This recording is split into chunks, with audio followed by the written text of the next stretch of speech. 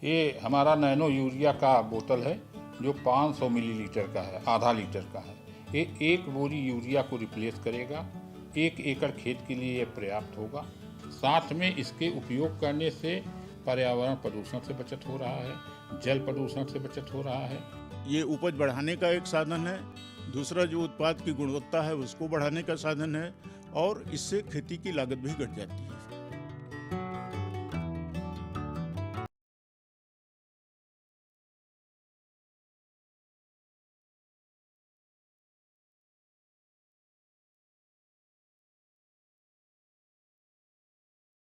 धन्यवाद शुक्ला जी।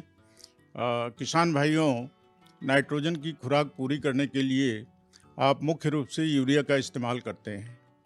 शायद आपको ये जानकारी नहीं होगी कि जो आप यूरिया प्रयोग करते हैं उसका बमुश्किल 40 से 50% भाग वो फसल उपयोग कर पाती है। खरीफ की फसलें जो हैं उसका 25 से 30% उपयोग कर पाती हैं। अगर आप 100 किलोग्राम नाइट्रोजन देते हैं तो मुश्किल से खरीफ की क्रॉप जो है 25% लेती है। अब अंदाज़ा लगाइए कि जो 75% बचा वो या तो हवा में गैस रूप में बन करके उड़ जाता है, या जब पानी की अधिकता होती है तो वो फसलों की जड़ के नीचे चला जाता है, जिससे उसका उपयोग नहीं हो पाता है।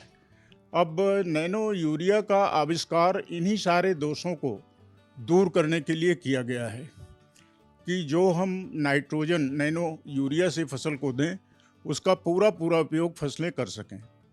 और चूंकि ये जो नैनो यूरिया तरल है इफ़को का, जो कि फर्टिलाइज़र कंट्रोल ऑर्डर में आ गया है, इसका प्रयोग हम पत्तियों पर छिड़काव के माध्यम से करते हैं।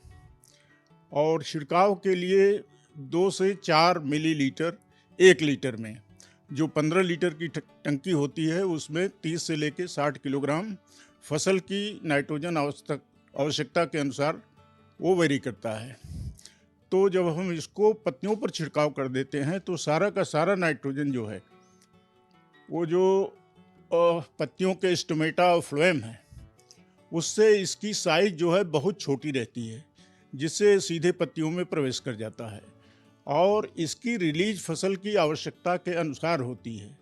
जबकि जो हम यूरिया डालते हैं तो 1 हफ्ते में सारा जो है वो करीब फसल उपयोग करती है और बाकी छीजन हो जाता है। तो इससे जो पर्यावरण की समस्या आती थी, हवा भी दूषित हो रही है, मिट्टी भी दूषित हो रही है, पानी भी दूषित हो रहा है और अधिक मात्रा देने से बहुत सारी फसलों में, जो सब्जी वाली आपकी फसलें हैं उसमें जब पत्तियों में नाइट्रेट बहुत हो जाता है, जैसे पालक है, चौराई है, जो पत्ती वाली सब्जियां हैं, तो उसका हमारे स्वास्थ्य पर भी बुरा असर पड़ता है।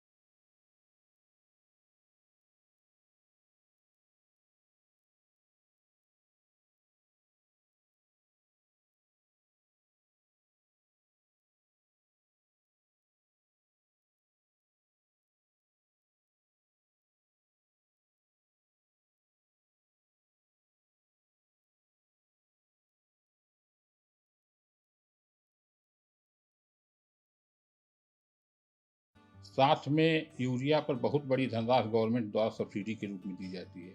जो यूरिया किसान को 266 रुपये 50 पैसे प्रति बोरी के हिसाब से मिलती है, उस पर 1,000 से लेकर 2,000 रुपये बोरी तक समय समय पर ये बदलता रहता है। इम्पोर्ट पैरिटी प्राइस होती है, जिस आधार पर इम्पोर्टेड यूरिया मिलती है, विदेश से मिलती है, उसी आधार पर सब्सिडी की धनराशि घटती बढ़ती रहती है। तो 1,000 रुपये लेकर 2,000 रुपये बोरी तक सब्सिडी गवर्नमेंट देती है, तो उस सब्सिडी का भी बचत होगा। तो भारत सरकार की बहुत बड़ी धनराशि जो यूरिया के उपयोग के लिए किसानों को दिया जाता है उसकी बचत होगी। वायुमंडलीय प्रदूषण से बचत होगी, जल का प्रदूषण जो हो रहा है उससे बचत होगी। साथ में इसके उपयोग करने से गुणवत्ता भी बढ़ रही है। जो हमारा प्रोड्यूस हो रहा है, जो हमारा खाद्यान्न, दाल, तेल जो भी उत्पादित हो रहा है, उसकी क्वालिटी भी अच्छी हो रही है। ये भी है कि सबसे बड़ा अगर मोटे तौर पे देखें ट्रांसपोर्टेशन वाला, कहाँ आपको ये जेब में ट्रांसपोर्टेशन जेब में और रखेगा। स्टोरेज इन दोनों में बहुत बड़ी बचत होगी। अभी हमारी जो एक रेक आती है 52,000 बोरी की, तो 52,000 बोरी तो 52,000 बोतल हमारी एक ट्रक पे आ जाएगी। जो बड़ा वाला ट्रक है उस पे 52,000 बोतल आ जाएगी।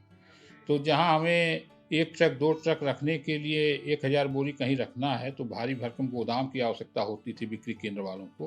अब वहाँ 1,000 बोतल केवल रखने के लिए छोटे से उसमें रख लेगा आदमी, कमरे के एक हिस्से में, एक कोने में, और किसान को ले जाने में फ़ायदा है। जहाँ 10 बोरी किसी को ले जाना था, ट्रैक्टर ले जाना पड़ता था, अब 10 बोरी आराम से एक झोले में रख के मोटरसाइकिल पर टांग के लेके जा सकता है। IFFCO Nano Urea is a nitrogenous fertilizer. This provides nitrogen to the plant. Plant require nitrogen for the protein synthesis, amino acid synthesis, plant photosynthesis, etc.